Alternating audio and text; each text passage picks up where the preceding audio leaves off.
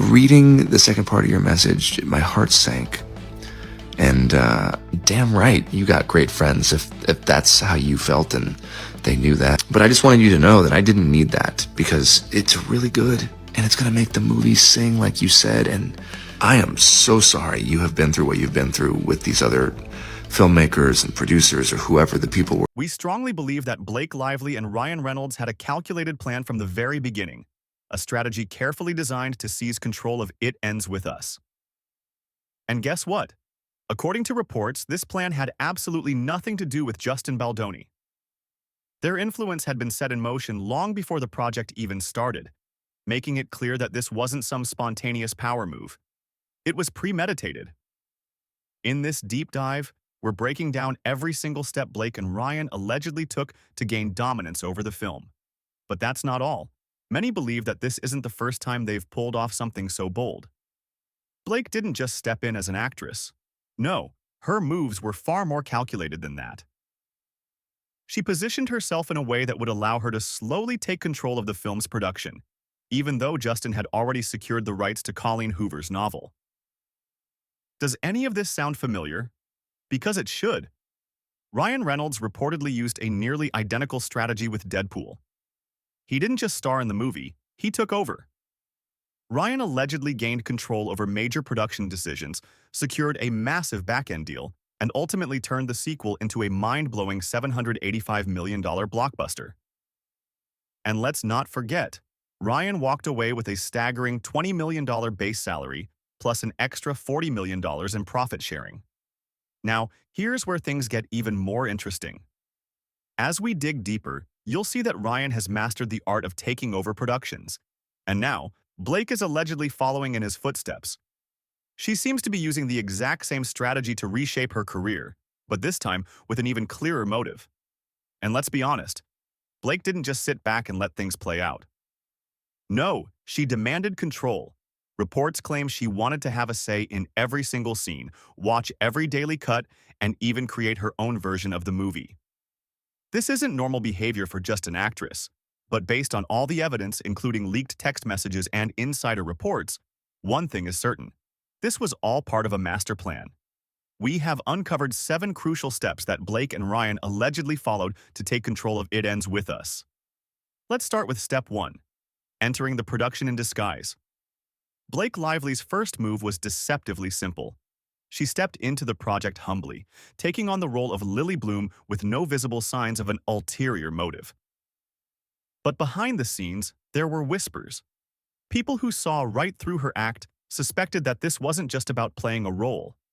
It was a strategic power play. When Blake joined the film, the foundation was already set. Contracts were signed, investors had poured in millions, and distribution had been secured. Everything was moving forward smoothly. But then, something changed. Blake agreed to a surprisingly low salary of just $3 million, a move that raised eyebrows. Why would a top-tier actress take a massive pay cut? At first glance, it seemed like a sacrifice. But make no mistake, this was a calculated move. By accepting a lower paycheck, Blake was able to negotiate an executive producer credit. While this title often holds little real power, in Blake's case, it gave her a foot in the door, leverage she could use later. And let's put this into perspective. Blake's $3 million paycheck might have been lower than expected, but it was still huge compared to Justin Baldoni's reported $320,000 acting fee. On top of that, the entire film had a strict $25 million budget, which was self-funded by Justin's studio, Wayfarer. Sony only stepped in later as a co-distributor. Now, why does this strategy sound so familiar?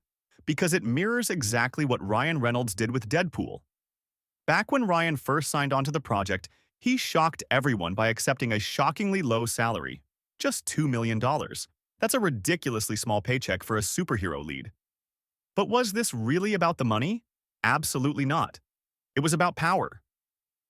By willingly taking a pay cut, Ryan gained something far more valuable: trust from the studio. He positioned himself as an actor who was truly dedicated to the project, and in return, he secured major influence over the creative direction of the film. This gave him leverage, allowing him to negotiate for more control over the sequel, which ultimately led to Deadpool 2's massive success. And just like Deadpool, It Ends With Us also had a modest budget, only $58 million, a fraction of what most superhero films receive. But do you see the pattern here? The lower the budget, the less control the studio has, which means more creative freedom for actors who know how to play the system. So, what does this tell us about Blake's plan? Some believe that she deliberately chose a smaller budget project like It Ends With Us, because she knew that with fewer financial resources involved, she could have a much bigger say in how things played out. And it worked. Now let's move on to step 2, waiting for the right moment to strike. Blake didn't immediately make demands. Oh no, she waited. She strategically held back until 50% of the production budget had already been spent. At this point, the studio was trapped. Half of the funding was already gone, meaning that replacing Blake would be financially impossible. If they even tried to remove her from the film, it would mean scrapping everything they had already shot. The production would be doomed. And here's where it gets even worse. Blake didn't just sit back and wait for the budget to drain. She actively contributed to pushing it past its limits. One of the ways she did this? Wardrobe manipulation. Initially, the film's wardrobe department had already carefully designed, selected, and purchased outfits for her character. But at the last minute, Blake completely disregarded their work. She demanded an entirely new wardrobe that matched her personal preferences, even though the previous outfits had already been approved and paid for. This forced the production to spend even more money, creating additional costs for new outfits, fittings, and tailoring. And if that wasn't enough, Blake reportedly insisted that all of her new wardrobe pieces be delivered directly to her and Ryan Reynolds' home. This resulted in extra expenses for logistics, shipping, and crew labor. At this point, tensions were reaching a boiling point. The wardrobe team was frustrated, the crew was exhausted, and Justin Baldoni was watching his carefully planned budget spiral out of control. But by the time anyone realized what was happening, it was already too late. At this point, you're probably wondering, why didn't Justin Baldoni just fire her? If Blake was making all these unreasonable demands, why not replace her with someone easier to work with? The answer is simple. He couldn't. The film was self-funded by Justin's own studio. He had poured everything he had into this project, and now half the budget was already spent. There was no turning back. If Blake walked away, the entire production would collapse, and the financial loss would be devastating. And just like that, Blake had all the leverage. With the production backed into a financial corner, she was now in full control of the situation. But she wasn't done yet. Now comes step 3, taking over the script. Once Blake secured her power, she set her sights on rewriting the film itself. And for that, she called in one of her strongest allies, Ryan Reynolds. Yes, you heard that right. According to leaked messages, Blake referred to herself as Khaleesi and called Ryan Reynolds and Taylor Swift her dragons, a direct reference to Game of Thrones. But this wasn't just a playful nickname. Many believe that Blake was hinting at something far bigger, that Ryan and Taylor were actively backing her decisions and helping her reshape the film. And here's where things get even messier. Ryan Reynolds has long been praised for his sharp scriptwriting skills, particularly for his work on Deadpool. In fact, he was so involved in shaping the dialogue that by the time Deadpool 2 rolled around, he had secured an official producer credit. And now, reports claim that Ryan was helping Blake rewrite scenes and change key moments in the script, all from the comfort of their home. But here's the real problem. None of these changes were approved by Justin Baldoni, the film's director. The official screenwriter wasn't even consulted. Ryan's involvement was never part of the original production plan. So why was he so invested in helping Blake rewrite the film? That's where things take an even darker turn. This wasn't just about making script edits. This was about power, control, and total dominance over the project. Blake knew that if she wanted full creative control, she had to do more than just rewrite a few lines. She had to corner Justin Baldoni into submission. And that's exactly what she did. Blake invited Justin over to her home, claiming she just wanted to discuss some script revisions. But what Justin didn't know was that the moment he stepped through the door, Ryan Reynolds and Taylor Swift were already there, waiting. The second he arrived, Ryan and Taylor immediately started hyping up Blake's script changes, praising her rewrites as if they were some groundbreaking masterpiece. They boxed Justin in, making it nearly impossible for him to refuse their demands. One source claims that Ryan and Taylor were so aggressive in their persuasion that a Sony representative, who happened to be in the room, later admitted, "I am very sorry that I let him get away with doing that to Justin. It was so nasty."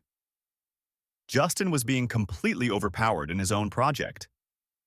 It got to the point where he had to remind them that he was the director. But even that wasn't enough to stop Blake from pushing her agenda further. When it became clear that her strong-arm tactics weren't working, she switched strategies. Instead of continuing to pressure Justin in person, she texted him late at night, expressing her disappointment in how things had played out. And this was no ordinary text. It was carefully worded to make Justin feel guilty, as if he was the one causing problems. Justin, being exhausted and overwhelmed, quickly responded, even sending a voice message at 2 a.m. "Reading the second part of your message, my heart sank. And well, you got great friends if that's how you felt and they knew that. But I just wanted you to know that I didn't need that because it's really good and it's going to make the movie sing like you said. And I am so sorry you have been through what you've been through with these other filmmakers and producers or whoever the people were that you worked with." At that moment, Blake had won. Justin, now emotionally drained, gave in, allowing her to have her way. This was a huge victory for Blake because it meant she now had creative influence over the script. But she wasn't satisfied with just that. Oh no, she was just getting started. Now, you might be thinking, how much further could Blake go? What more could she possibly want after rewriting the script, reshaping the production, and even manipulating the film's promotion? Well, here's where things take a shocking turn. Because Blake wasn't satisfied with just controlling the film, she wanted official recognition as a producer. That's right, she allegedly demanded to be credited as a formal producer despite the fact that Justin was the one who actually developed the project from the ground up. And guess what?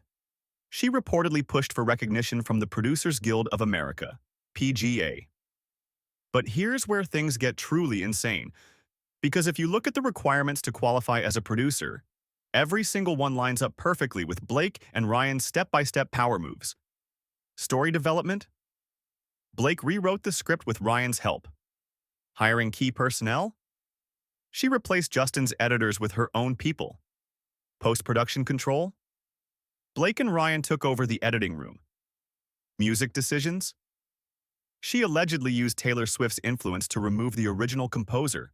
Marketing strategy? Instead of focusing on the movie, Blake pushed her personal brands. It was all part of the plan from the very beginning. But here's the real bombshell. Many people believe that this wasn't just about one film.